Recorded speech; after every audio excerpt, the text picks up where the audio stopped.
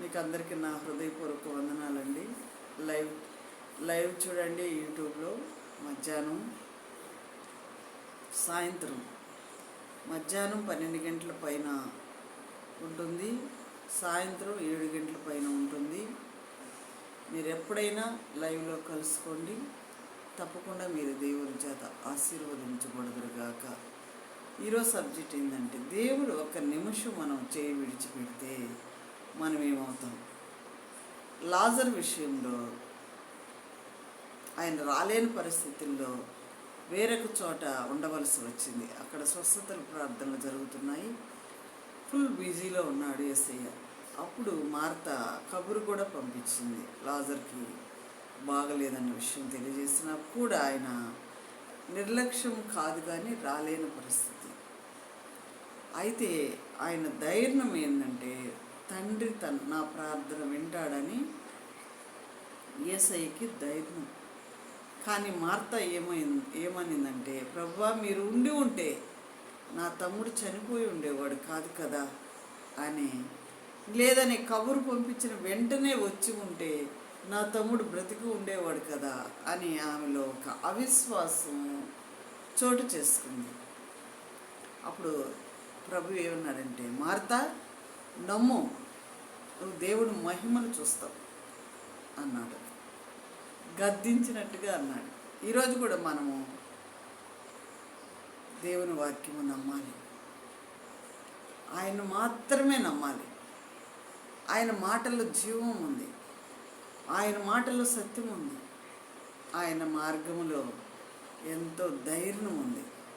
ఈ లోకంలో ఎవరు మాట ఇచ్చి నిలబెట్టుకోలేరు ప్రియులారా.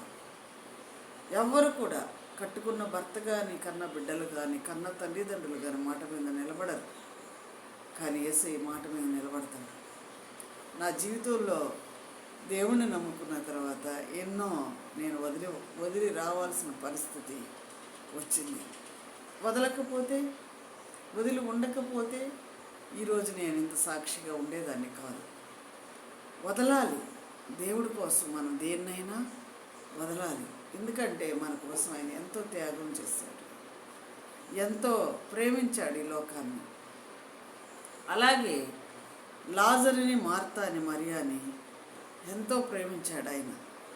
కన్నీళ్లు విడిచాడంట లాజరు చనిపోయిన విషయం తెలిసినప్పుడు. లేఖనాలలో వ్రాయబడి ఉంది. ఆయన ఏడవలసిన అవసరం ఏముందండి? సృష్టికర్త పుట్టినవాడు ఎలా గిట్టక మానదు, పుట్టినవాడు ఎలా చనిపోవాలి కదండి. ఇప్పుడు అందరూ బ్రతుకున్నారా? ఎంతమంది చనిపోతున్నారు మన కళ్ళ ముందు. రేపు మనం కూడా వెళ్ళిపోతాం, మనకు కూడా ప్రాణం గ్యారంటీ లేదు. కానీ ఎందుకు ఏడవాల్సి వచ్చింది? యేసయ్య ఎందుకు అక్కడ ఏడవాల్సి వచ్చిందంటే, వాళ్ళంటే అంత ప్రేమ ఆయనకి, వాళ్ళంటే అంత ఇష్టం ఆయనకి. ఆయన్ని ఎంతగానో వాళ్ళు ఆదరించి వాళ్ళ ఇంట చేర్చుకొని ఆతిథ్యం ఇచ్చి వాళ్ళంతా తగ్గించుకొని ఆయన దగ్గర భక్తి నేర్చుకున్నారు వాళ్ళు. అందుకని వాళ్ళంటే ఇష్టం. అందుకే అక్కడికి వచ్చి ఆయన కన్నీళ్లు విడిచెను. లాజరు విషయంలో కన్నీళ్లు విడిచెను. ఎక్కడ కన్నీళ్లు విడిచినట్టు మనం చూడలేదు, కానీ గెత్సేమనే తోటలో తన సిలువ మరణం గురించి కన్నీళ్లు విడిచాడు.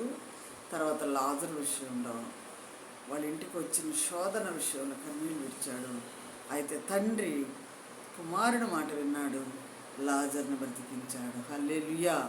ఈరోజు మన మాట తండ్రి వింటున్నాడా? మన మాట విని మన మాటకి ఆయన చెవి ఎక్కి ఆలకించి సమాధానం ఇస్తున్నాడా?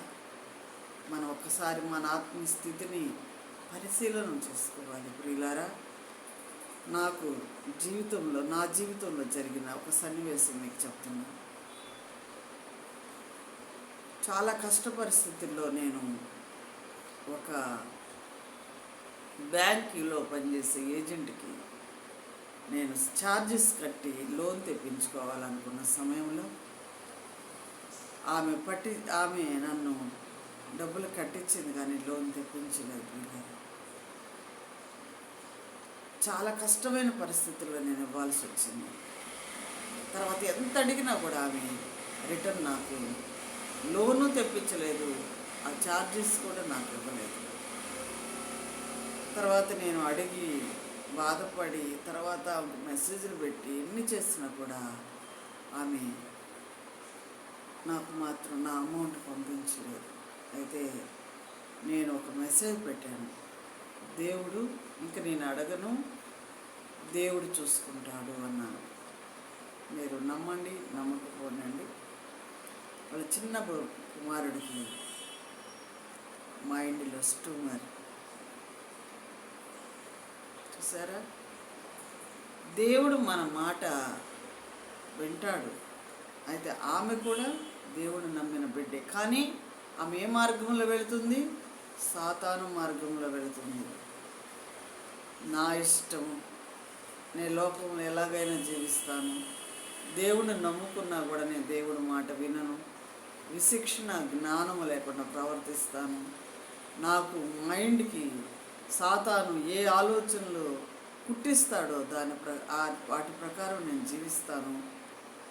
డబ్బు లేకపోతే దేవుడు ఇస్తాడా? ఇప్పుడు కావాలంటే నాకు మంచి ఉద్యోగం వస్తుందా అని మనిషి తన చెడిపోయిన మనసుతో ఆలోచిస్తే దేవుడు అంటాడు, నిన్ను ఒక నిమిషం విడిచిపెడితే నువ్వేమైపోతావు బిడ్డ, జాగ్రత్తగా ఉండు అంటాడు. ఒక్క నిమిషం విడిచిపెడితే ఏమవుతాం మనం?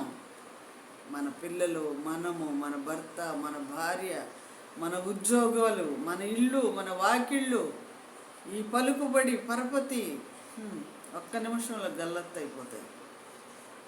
ఆయన పట్టుకొని ఉండబట్టి మనల్ని ఈరోజు వరకు మనం సజీవంగా ఉన్నాము. హల్లెలూయా.